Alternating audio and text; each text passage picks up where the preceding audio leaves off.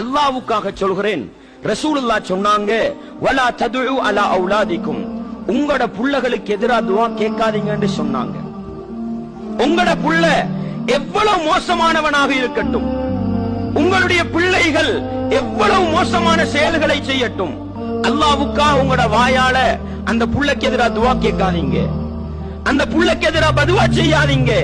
அல்லாஹ்ட்ட கையேந்தி கேளுங்க, யா அல்லாஹ் என்ற புள்ள சொல் பேச்சு கேட்குது இல்லையா அல்லாஹ், என்ற புள்ளைய நல்ல புள்ளையாக ஆக்கு, என்ற புள்ளைக்கு நேரான வழியை காட்டு. உங்களோட புள்ள வளர்ந்து வந்து உங்களை ஊட்ட விட்டு விரட்டினாலும் அந்த புள்ளைக்கு பதுவா செய்யாதீங்க. அல்லாஹ்ட்ட சொல்லுங்க, யா அல்லாஹ் என்ற புள்ளைக்கு நல்ல ஹிதாயத்தை கொடு, நல்ல நேர்வழியை கொடுன்னு துஆ கேளுங்க. உங்களோட புள்ள படிக்கிறதுக்கு களவு பண்ணுதா, ஓதுறதுக்கு களவு பண்ணுதா, புள்ளைக்கு வாய்க்கு வந்த மாதிரி ஏசாதீங்க, எரும மாடுன்னு திட்டாதீங்க. யா அல்லாஹ் என்ற புள்ளைக்கு நல்ல அறிவை கொடு, யா அல்லாஹ் என்ற புள்ளைக்கு படிப்புல ஓதல்ல நல்ல ஆசை ஆர்வத்தை கொடுன்னு துஆ கேளுங்க.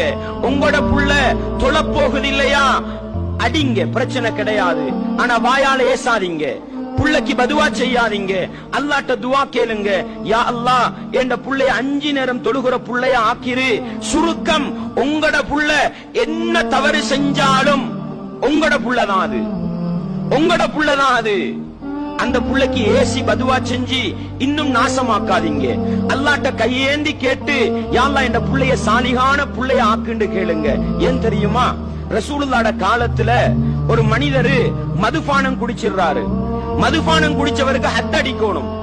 சஹாபாக்கள் என்ன செய்யறாங்க, ஹத்தடிக்க வந்த நேரம் செருப்பால் அடிக்கிறாங்க, உடுப்ப முறுக்கி உடுப்பால் அடிக்கிறாங்க, கம்பால் அடிச்சாங்க, கையால அடிச்சாங்க. இதெல்லாம் ரசூலுல்லாஹ் பார்த்துக்கிட்டு இருந்தாங்க. செருப்பால அடிக்காதீங்கன்னு சொல்லல ரசூலுல்லாஹ். அடிக்கிறதெல்லாம் முடிஞ்சிட்டு அவர் தௌபா செஞ்சவரா திரும்பி போறாரு. ஒரு நபித்தோழர் சொன்னார், அஹ்ஸாக்கல்லா, அல்லாஹ் உன்னை கேவலப்படுத்தட்டும்னு சொன்னாரு. எப்படி அடிச்சாங்க, செருப்பால அடிச்சாங்க, உடுப்ப முறுக்கி அடிச்சாங்க, கையால காலால அடிச்சாங்க. எல்லாம் பார்த்து கொண்டிருந்த ரசூலுல்லாஹ் அவர் ஒரு வார்த்தை சொன்னாரு பாருங்க, அல்லாஹ் உன்னை கேவலப்படுத்தட்டும்னு. அதை சொல்லும் பொழுது ரசூலுல்லாஹ் சொன்னாங்க, அப்படி சொல்லாதீங்க, அப்படி சொல்லாதீங்க, அந்த மனிதனுக்கு எதிராக ஷைத்தானுக்கு உதவி பண்ணாதீங்க என்று சொன்னாங்க. அர்த்தம் என்ன தெரியுமா, நீங்க உங்களோட புள்ளைக்கு எதிராக துஆ செய்றீங்களா, உங்களோட புள்ளைக்கு பதுவா செய்றீங்களா, நீங்க ஷைத்தானுக்கு ஹெல்ப் பண்றீங்க. உங்களோட புள்ளைய நாசமா போன்னு சொன்னா அது நாசமா போகும், ஷைத்தாண்ட வழியில போகும்.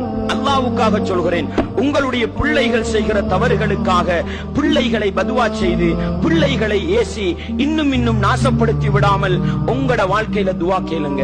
ரசூலுல்லாஹ் அல்லாஹ் அல் குர்ஆன்ல நல்ல மனிதர்கள் கேட்கிற ஒரு துஆவை சொல்லி தருகிறான். கட்டாயம் ஒவ்வொரு பெற்றோரும் பாடமாக்கிக்கங்க.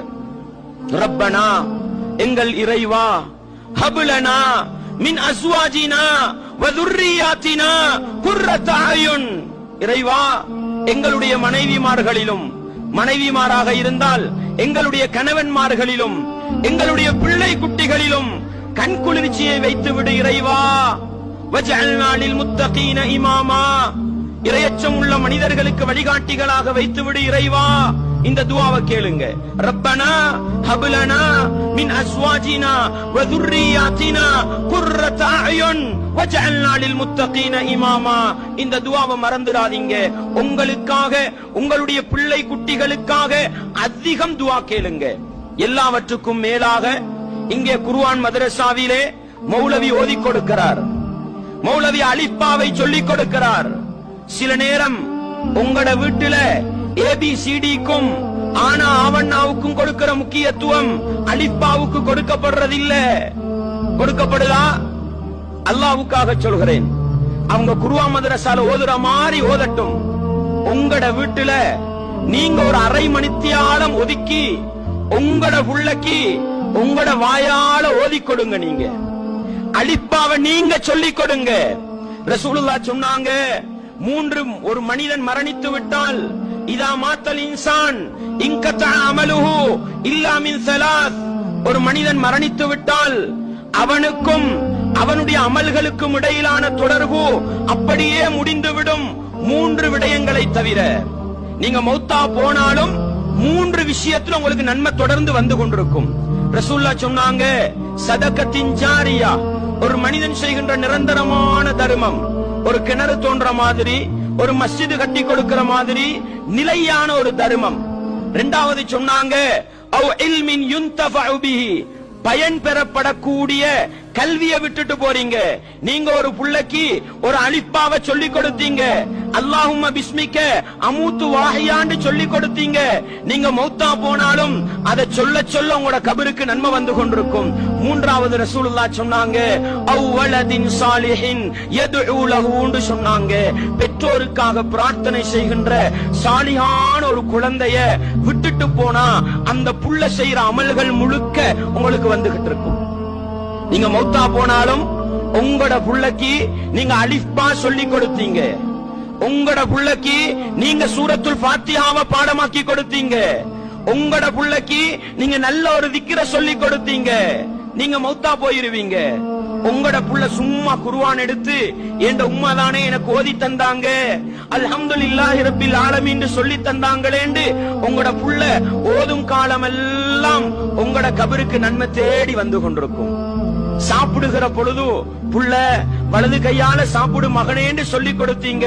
நீங்க மௌத்தா போன பிறகு உங்களோட மகன் தின்ற பொழுதெல்லாம் ஞாபகம் வரும், என்ற உம்மாதானே எனக்கு இதை சொல்லி தந்தாங்க. படைச்சவன் ரப்பு அதுல நன்மைய உங்களோட கபருக்கு தந்து கொண்டே இருப்பான். ஆடை அணிகிற நேரம் வலது கையால ஆடை அணி மகனே. பட நடிகர்களை போன்று, விளையாட்டு வீரர்களை போன்று ஆடை அணியாதே மகனேன்னு சொல்லி கொடுத்தீங்க. நீங்க மௌத்தா போன பிறகும் உங்களோட மகன் அதே மாதிரி ஆடை அணிறாரு, அதுல நன்மை உங்களோட கபருக்கு வந்து கொண்டே இருக்கும். தேவையா? உங்களோட புள்ளைக்கு உங்களோட வாயால இஸ்லாத்தை சொல்லிக் கொடுங்க, நல்ல விஷயத்தை சொல்லிக் கொடுங்க, மார்க்க விவகாரங்களை சொல்லிக் கொடுங்க. உங்களோட புள்ளகளை தொழ பழக்குங்க, இபாதத்து செய்ய பழக்குங்க. நீங்க மௌத்தா போற நேரம் உங்களோட புள்ள ஒரு நல்ல புள்ளையா இருந்தா அந்த புள்ள செய்யற எல்லா அமல்கள்லையும் உங்களுக்கு கூலி வந்து கொண்டு